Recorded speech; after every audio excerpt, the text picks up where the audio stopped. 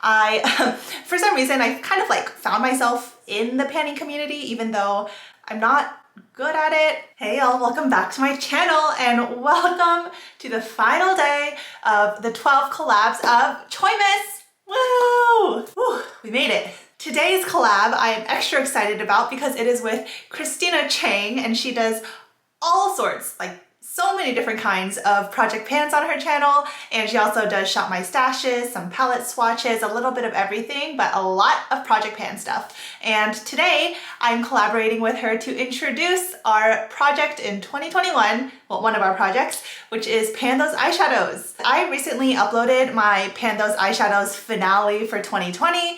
If you watched that, you know I don't consider myself a good panner. I'm pretty bad at it. Like, it took me an entire year to hit pan on 4 shadows. Granted, it was 2020, but even still. Christina's channel is also extra special to me because she's one of the first people I collabed with ever on my channel. Way back when we did a making our perfect palette with only our favorite eyeshadows collaboration, and so there's also that. So last year I tried to make this project very easy for me by only picking Anastasia shadows and only picking shadows I really liked.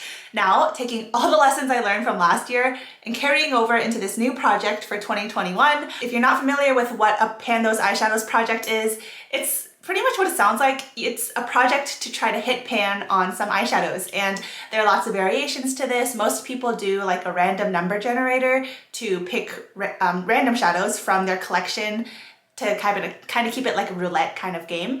I will definitely fail if I do that. So in my version, to set myself up for success, I hand pick shadows, and sometimes I have like specific reasons why I'm picking them. So let me get into these shadows. I have this magnetic palette from Sephora, and lined up along the bottom are some ColourPop and 1 Alter Ego shadow. These are going to be 5 out of the 6 that I include in this project. And last one is from my Kaja Beauty Bento trio in Orange Blossom. So let me introduce these to y'all one by one. First, from my ColourPop So Jaded palette, I picked this shade Diamond, which is the only Super Shock, and I picked 3 Super Shocks from 3 different ColourPop palettes because I've had these palettes for I've had some of these for over a year now, and the Super Shocks are getting real dry. So I want to get some use out of them before they're completely unusable. This shade Diamond is described as an icy champagne with a blue reflex, and among the 3 Super Shocks I picked, this one is by far my favorite. I love the way that it bounces light. This is an eyeshadow I can top on top of pretty much any other eyeshadow to add a little bit of sparkle to any look and add a bit of shine. So here is a swatch of Diamond from So Jaded. And it's pretty sheer, and all it really does is add shine. Let me layer that up once more because this shadow is pretty dried out. I've had this palette for a while. Oh, there it is. Pretty special. It's just for effect. The second shade in my palette here is newer. It's still a little soft, a little super shocky, and that's because it's from my Pretty Guardian palette, the Sailor Moon collaboration, and it is this shade called Silver Millennium. And this is described as just a yellow gold, and that really is what it is. And it looks pretty white, not that gold in a pan, but it does have that reflect to it. So here is a swatch of Silver Millennium from the Pretty Guardian. See, you can even see that this one swatches more smoothly because it has some moisture to it still. I was really struggling with that sentence. Ugh. Again, something I can tap all over the lid or brighten up the inner corner for more warm looks. My third shade, my last Super Shock, is the most dry and like flaky out of all of them because it's my oldest. It's from my Sweet Talk palette, and it is this shade called Side to Side. This shade is described as a warm champagne with silver and pink glitter, and it is the most pink out of all of my picks today, obviously. Well, instead of pink, I would say more peach. And here on my finger, you can see it's a little bit more, I don't know if you can see, but it's a little flaky. So here's a swatch of Side to Side. So all of these Super Shocks are kind of light in tone, but they all have very different undertones. So even though they're all pretty light shades, I think I can get different uses out of them. And big lesson I learned in 2020 is that shimmers are way easier for me to hit pan on than mattes. And that's because I can kind of layer shimmers more than I can layer mattes. And also a second lesson that I'm incorporating is that lighter tones are easier for me to use because, again, I can kind of layer them more. I can use them. They're a little bit more versatile than, like, say, a dark matte, which I made the mistake of picking last year. It didn't work. The fourth shade I picked is just a shimmer that I like, and I wanted to include one of these. This is from my Alter Ego Daydream palette, and it is a shade called Faerie Tale. It is kind of this like crushed, creamy, metallic pigment, and the little pieces of mica aren't fully incorporated, and it's kind of fun for me to be able to smush those pigments together while putting them on my eye. Faerie Tale is described pretty plainly as a medium pink with sparkle, but it is so much more than that. Just look at all the different colors in there in the pan. This formula is very like soft and creamy, so that's another reason why I want to make sure I get use out of it this year, because I love this shade, but I feel like it's gonna lose some of its performance if it gets dried out. So here is a swatch of Faerie Tale from the Alter Ego palette. Oh yeah, look at that. It has that base of that kind of purplish pink, but the light catches some silver, maybe a little bit of blue, and it just has a lot of beautiful things going on.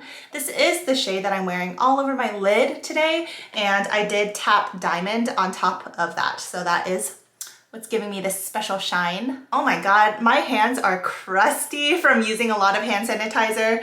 I really need to use some hand cream. On to the fifth shade. It is from my Going Coconuts palette, and it is this center shade called Coco Crush. I simply picked this shade because I love this shade, and if I'm using something over and over, I want it to be something I won't get tired of, and this is just like a staple champagne shade. It has the strongest shine. This is one of the best ColourPop shadows I've ever encountered. And I know that people kind of talk about ColourPop having a really consistent formula, but I find that there are some shadows that are just so much better than anything else. Coco Crush is described as an icy pale champagne. I find that it's a little bit deeper than what I would consider just like a plain champagne to be, but I love it like that. Here's a swatch of Coco Crush on my finger so you can see like just what I'm talking about. Wow, that is metal. So smooth, so reflective, and it's super foiled. Every time I talk about this shade, I rave about it, and I just want to use it a lot this year, so I'm telling myself to. So you can kind of see the difference in impact between the metallic shades up here versus the Super Shock kind of topper shades on the bottom. Okay, last shadow is not one of the ones I could depot and put in my custom palette. It is from my Kaja Beauty Bento Trio, and I talk about how much I love these, so I better have some pan in it by the end of this year. The shade I'm picking is this bottom shade, which is kind of a deeper brown metallic. Oh, I love. And I did pick this because all of these shades are so light. I wanted to have a little bit of a deeper option. A look that I have really been loving on super low-key days is just putting this all over my lid with my finger and then tapping on a bit of diamond on the high point and maybe my inner corner. So gorgeous. The name of this shade is Baked Cinnamon. It doesn't really have a description that I could find online, but Baked Cinnamon is a pretty good name for it. So this is actually a bit of I would say like a drier formula, which people don't expect. They expect these Kaja Beauty Bento Trios to be extra creamy, which is what I expected.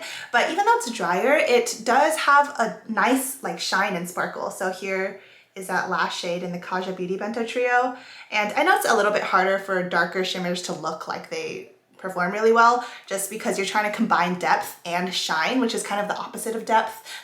But you can see just all over the lid as like a smoky base. That is how I would use this shade. Kind of smudged out with my finger, kind of how, like if I were to shear out this corner. Let's see if I can show you how it would look on the eye, kind of blend it out. Yeah. Oh, I also want to show you what it looks like with the shade Diamond tapped on top, which is from the So Jaded palette. So say this is my eye and I kind of blended it up like this, and then I would take Diamond and pat it on top. So you see it brings it really enhances the brightness that this shade can have. So yes, those are all of my picks to start out with in my Project Pan 2021. If a shade is not working for me, of course I have all the freedom in the world to switch it out, rotate something new in, and as I hit pan on one of these, I will give an update. So last year I only did the intro the half year update, and then the finale because I felt like that's all I really needed with how much progress was happening. So I will again play this year by ear. I don't really like super frequent updates, so maybe like every 3 months is going to be the most frequent I feel like I would be able to do these. At the beginning of the year, I am very excited about looking at these picks all together because I truly do like all of these shades, and especially seeing them all swatched out on my hand, I think I can get a lot of use out of these. Remember to check out Christina's intro for her Pan Those Eyeshadows project of 2021, and I hope you enjoy coming along on this little journey with me.